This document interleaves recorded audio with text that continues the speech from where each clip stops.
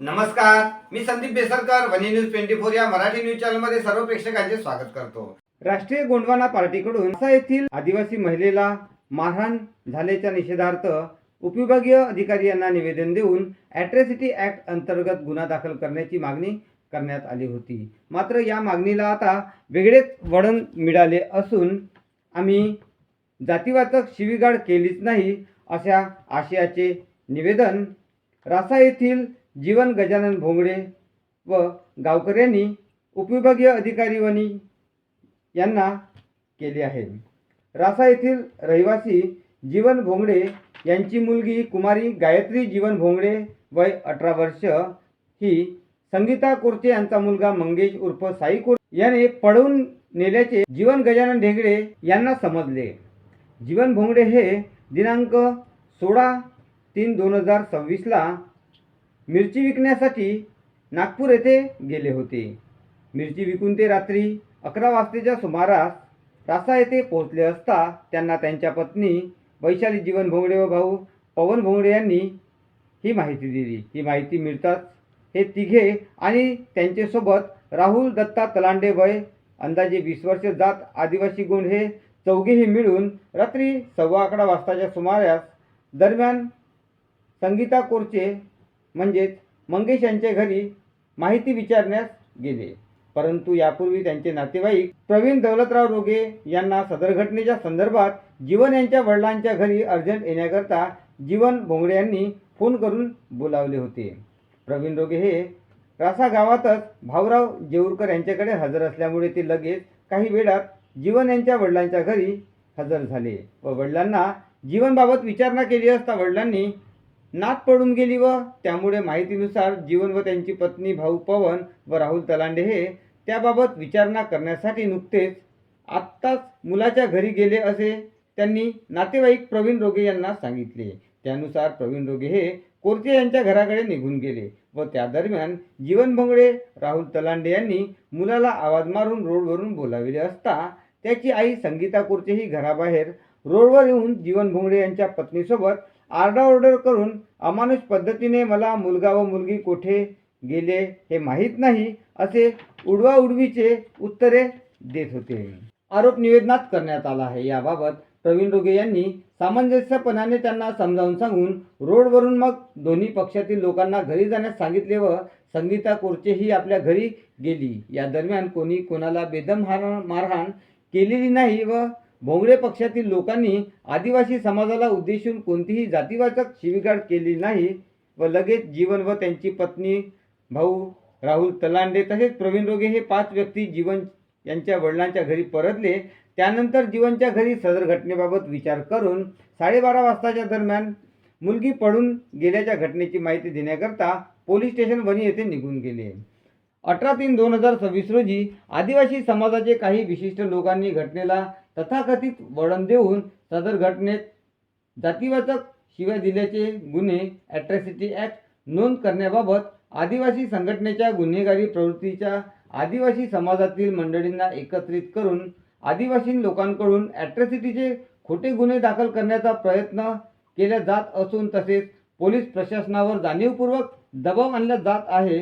तेव्हा सदर वास्तविक परिस्थितीची सखोल चौकशी करण्यात यावी अशी मागणी निवेदनातून करण्यात आली आहे।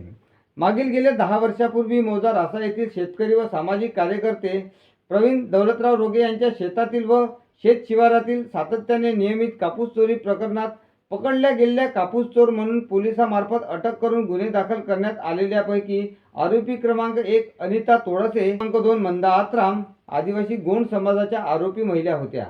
त्यांनी सदर पूर्वीच्या घटनेचा वचपा काढण्याच्या उद्देशाने दिनांक 16/3/2026 रोजीच्या प्रकरणात सदर कापूस चोर आरोपीमार्फत इतर आदिवासी महिलांना भडकावून ॲट्रॉसिटी गुन्ह्याची नोंद करण्याकरिता तक्रार देण्याबाबत प्रवृत्त केले व सदर घटनेमध्ये कोणतीही जातीवाचक उल्लेख नसताना सदर प्रकरणाला जातीवादी स्वरूप देऊन ॲट्रॉसिटी गुन्हे दाखल करण्यासाठी आक्षापोटी खोट्या गुन्ह्यात जुन्या वैमनस्याने शेतकरी कुणबी म्हणून प्रवीण रोगे तसेच जीवन भोंगडे व इतरांना फसवण्याचे षडयंत्र रचून आदिवासी जातीचा आधार घेऊन तथाकथित तक्रार तयार करून पोलीस प्रशासनावर दबाव आणून खोट्या स्वरूपाचे गुन्हे नोंद करण्याचे पुरेपूर प्रयत्न करून सदर तक्रारकर्ते आदिवासी बांधवांकडून केला जात आहे असा आरोप निवेदनकर्त्यांनी केला आहे।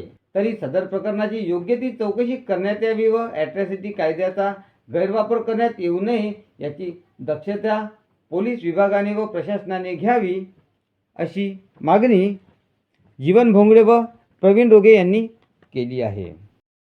रासा येथील आदिवासी समाज बांधवांनी एक निवेदन दिले होते आणि तुमच्यावर आरोप केला होता की तुम्ही त्यांना मारहाण केली, जातीवाचक शिवीगाळ केली, काय सांगाल याबाबत? मी प्रवीण दौलतराव रोगे, सामाजिक कार्यकर्ता। दिनांक 16/3/2026 रोजी जी काही घटना घडली, ही घटना नेमकी कशांतर्गत घडली हे कुठल्याही प्रसारमाध्यमानं याचा उलगडा न करता जे काही विशिष्ट एका समुदायाच्या माध्यमातून जे काही आमच्यावर डायरेक्ट थेट अट्रॉसिटीचे जे काही आरोप लावले आहेत जातीवाचक शिवीगाळचे, हे पूर्णतः खोटे आहे।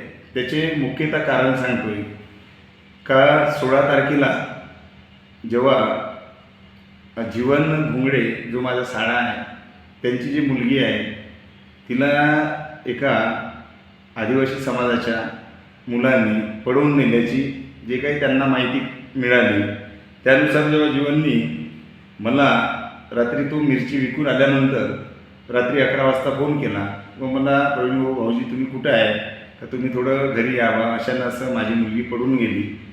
तर मी ठीक आहे म्हणून 10 मिनिटात पोचत नाही तेवढ्या वेळात हे जीवन भोंगळे, त्यांची पत्नी, त्यांचा भाऊ पवन आणि राहुल तलांडे हे त्यांच्या वडिलाच्या घरून त्या मुलांच्या घरी म्हणजे विचारपूस करण्यासाठी म्हणून नुकतेच रात्री 11:30च्या दरम्यान हे गेले होते का मुलीला तुमच्या मुलांनी जे काही पळवून नेलं आहे नेमकं ते कुठं नेलं आहे आणि त्यांचा काही पत्ता वगैरे माहीत आहे का, नंबर वगैरे माहीत आहे का तुम्हाला, ह्या विचारणेकरिता ते त्या मुलाच्या घरी गेले असता यांनी रस्त्यावरून आवाज मारून त्यांना घरातून बाहेर या असं म्हणून त्यांना जेव्हा बोलावलं तेव्हा त्या मुलाची आई बाहेर येऊन रस्त्यावर त्या प्रकरणाची माहिती नसल्याचे आरडाओरड करून बोलू लागली।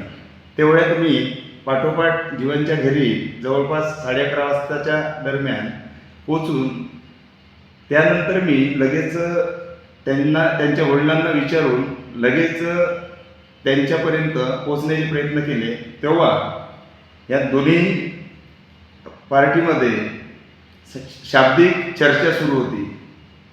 मी विचारणा केली असता त्या बाईने कोरचे नावाच्या बाईने कुठल्याही माहिती देण्यासाठी टाळाटाळ केली। मग त्यावरून मी कायदेशीर आपण पुढील पोलिसांना जाऊन सांगू ह्या उद्देशानं यांना त्या बाईला तुम्ही जा आणि यांना चला आपण आपल्या घरी जाऊ, नंतर आपण पोलीस स्टेशन गाठू असे म्हणून तिथून आम्ही निघून आलो।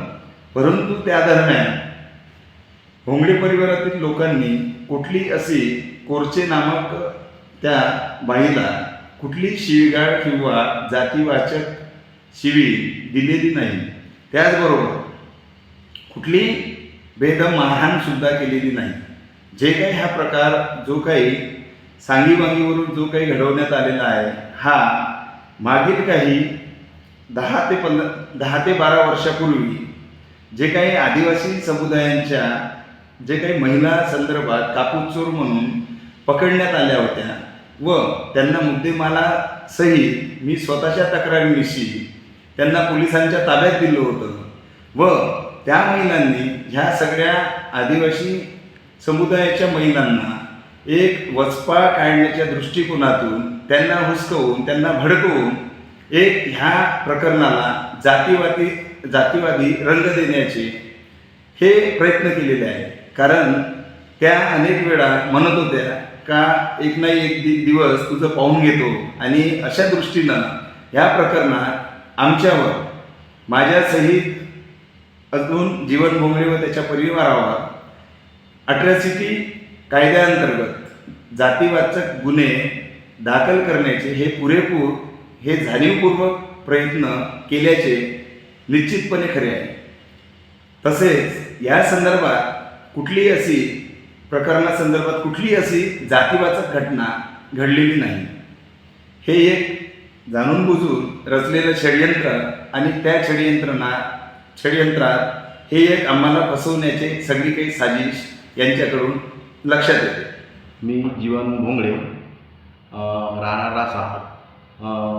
मी नागपूरला गेलो असताना मिरची विकायला दिनांक 16/3/2026 आणि रात्री मी मिरची विकून आल्यानंतर 11-11:30 वाजता घरी आलो आहे. आणि त्याच्यानंतर मला माहीत झालं का माझी मुलगी आदिवासी समाज मुलासोबत पळून गेली.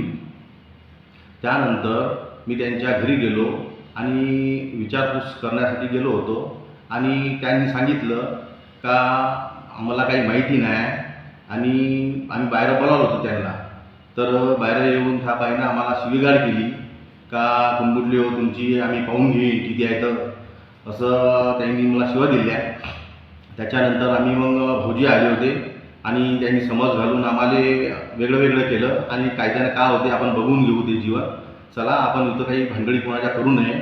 आणि तसं असल्यानं आम्ही मग निघून आलो. आम्ही कोणतीही मारहाण किंवा शिवीगाळ केली नाही जातीवादी असं झालं. तिथे पवन भोंगडे, मी स्वतः, माझी घरवाली आणि राहुल तलांडे हे सोबत होते माझ्या.